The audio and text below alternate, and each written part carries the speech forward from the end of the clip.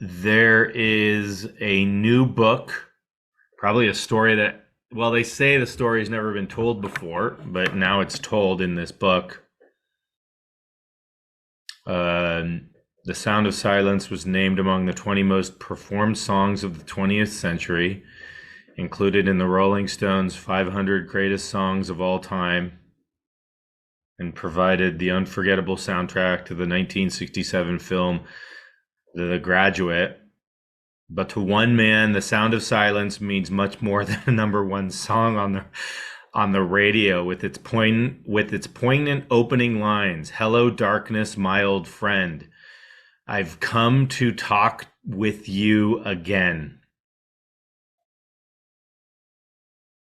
Sanford Greenburg is the author of this book, also known as Sandy, is Art Garfunkel's best friend, and reveals in a moving new memoir named after that lyric that the song was a touching tribute to their undying bond and the singer's sacrifice that saved Sandy's life when he unexpectedly lost his sight. "He lifted me out of the grave," says Sandy, age 79, who recounts his plunge into sudden blindness and how Art Garfunkel's selfless devotion gave him reason to live again.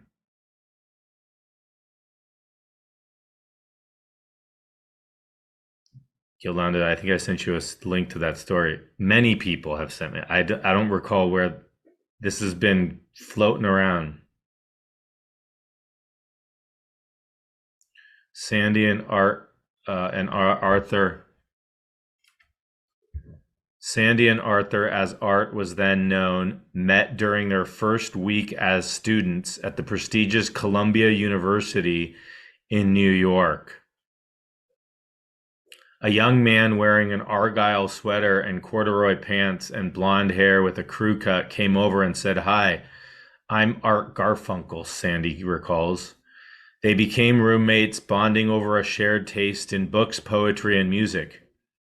Every night, Arthur and I would sing. He would play his guitar, and I would be the DJ. The air was always filled with music. Still teenagers, they made a pact to always be there for each other in times of trouble. If one was in extremis, the other would come to his rescue, says Sandy. They had no idea their promise would be tested so soon.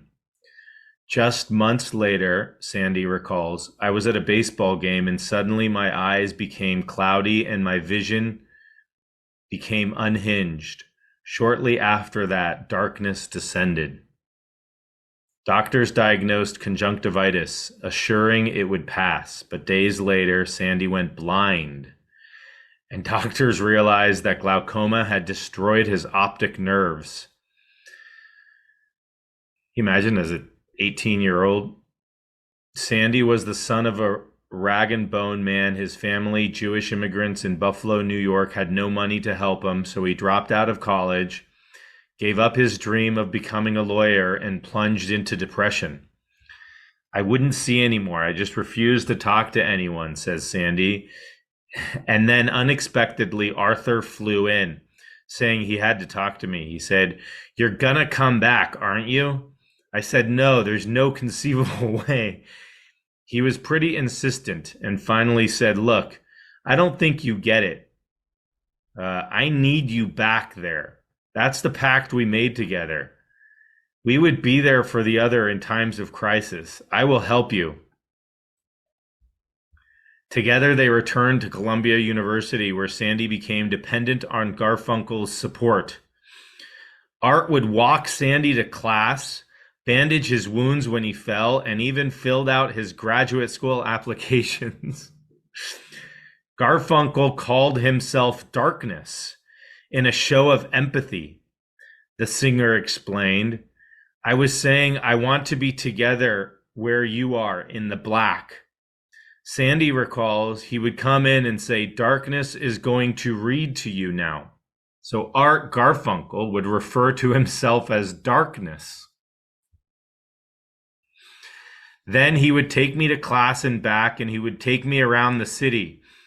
He altered he altered his entire life so that it would accommodate me. Garfunkel would talk about Sandy with his high school friend Paul Simon from Queens, New York, as the folk rock duo struggled to launch their musical careers performing at local parties and clubs. Though Simon wrote the song, the lyrics to The Sound of Silence are infused with Garfunkel's compassion as Darkness, Sandy's old friend. Guiding Sandy through New York one day as they this is just nuts.